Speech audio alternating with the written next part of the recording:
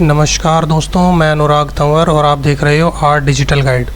दोस्तों, आज की वीडियो में हम देखेंगे कि हम किस तरह से दो कंप्यूटर्स जो कि एक लैन या वाईफाई के थ्रू कनेक्टेड हैं, उनसे हम डेटा कैसे शेयर कर सकते हैं एक दूसरे के सिस्टम में लैन के थ्रू।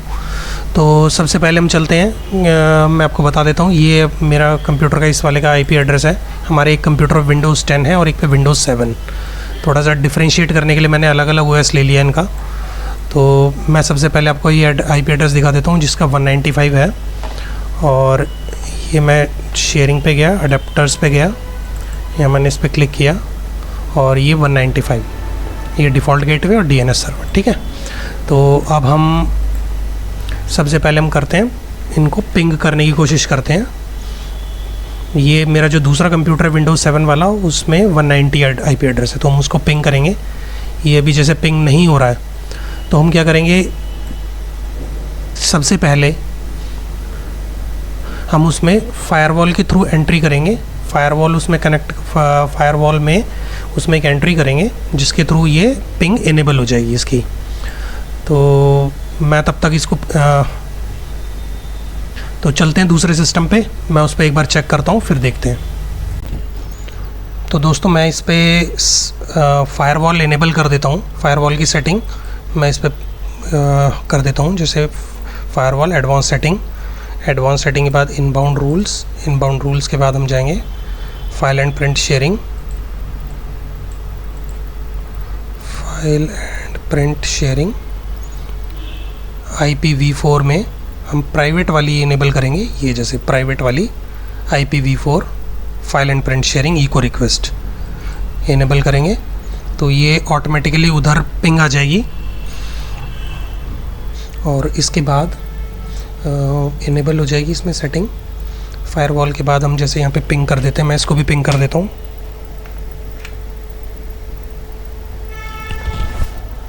ये अपना 195 वाला आईपी एड्रेस था जो विंडोज़ 10 का था। विंडोज़ 10 का आईपी एड्रेस है ये, तो मैं इसमें ये इनेबल कर देता हूँ। अभी इसमें कंप्यूटर पे नहीं है, मैं बैकएंड से दूसरे साइड भी सेम सेटिंग ऑन कर देता हूँ। अभी देखिए इसमें पिंग आनी शुरू हो जाएगी। एडवांस सेटिंग, इनबाउंड रूल्स, और IPv4 प्राइवेट, ये मैंने ऑन कर दिया। देखो ये पिंग आ गई इधर। और इसके बाद हम इसको बंद कर देते हैं और दोनों कंप्यूटर्स पर पिंग आ गई है। तो मैं अभी फ़िलहाल तो इसको कर देते हैं। अब इसके बाद हम फ़ोल्डर शेयर करेंगे। फ़ोल्डर शेयर करने के लिए क्या करना होता है कि हम माई कंप्यूटर पे क्लिक करेंगे, इधर जाएंगे, कोई भी एक फ़ोल्डर आप क्रिएट करिए। जैसे मैं एक शेयर्ड के नाम से फ़ोल्डर क्रिएट कर देता हूँ। शेयर्ड, प्रॉपर्टीज़, शेयरिंग में जाएंगे, शेयर करेंगे, एवरीवन क्लिक करेंगे, ऐड करेंगे, ये नीचे आ जाएगा। यहाँ पे इसको हम रीड राइट दोनों कर देंगे, शेयर कर देंगे, डन कर देंगे। तो ये फ़ोल्डर शेयर हो गया, लेकिन हमें इसमें कुछ डेटा भी डालना पड़ेगा। तो हम इसको, इस भजन को एक बार हम, इस भजन को मैं दोबारा से कॉपी पेस्ट कर देता हूँ इसके अंदर। ये मैंने कॉपी पेस्ट कर दिया, इसमें शेयर्ड फ़ोल्डर में ये डेटा आ गया है, ये देखिए। तो इस डेटा को हम अभी विंडोज़ उसमें चेक करेंगे एक बार कि उसमें आ रहा है या नहीं आ रहा है। ठीक है, तो मैं इसको रोक देता, इसको कर देता हूँ एक बार पॉज।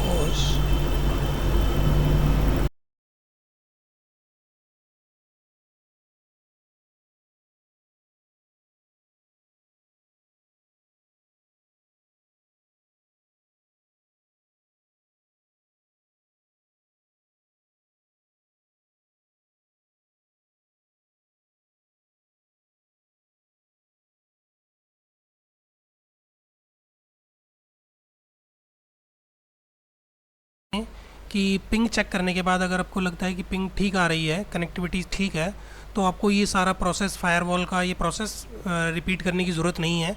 केवल तभी करना है जब आपकी पिंग नहीं आ रही है।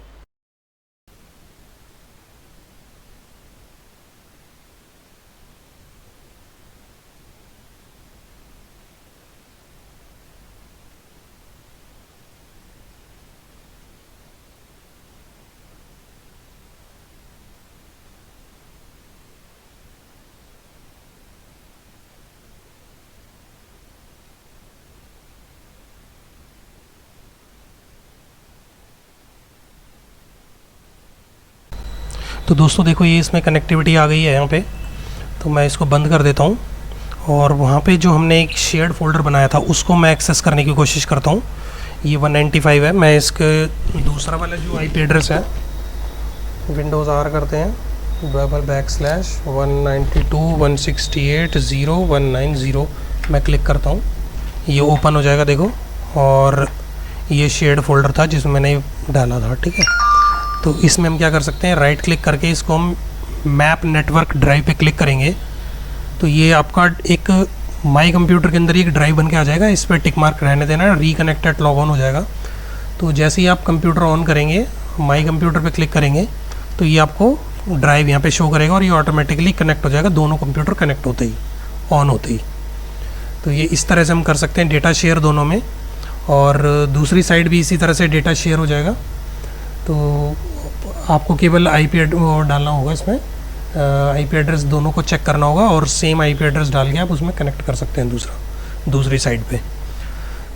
तो दोस्तों आप मेरे इस चैनल को ज़रूर सब्सक्राइब करें, वीडियोस बहुत अच्छे आने वाली हैं अभी कंप्यूटर से रिलेटेड, टेक या प्रॉब्लम से रिलेटेड। तो पॉसिबली आपको सोल्यूशन मिले, और मुझे कमेंट में भी बताइए आपको वीडियोस कैसी लग रही हैं। तो दोस्तों अभी की वीडियो में इतना ही। प्रिंटर को हम कैसे शेयर कर सकते हैं एक कंप्यूटर से दूसरे कंप्यूटर पे। तब तक के लिए गुड बाय, थैंक यू दोस्तों।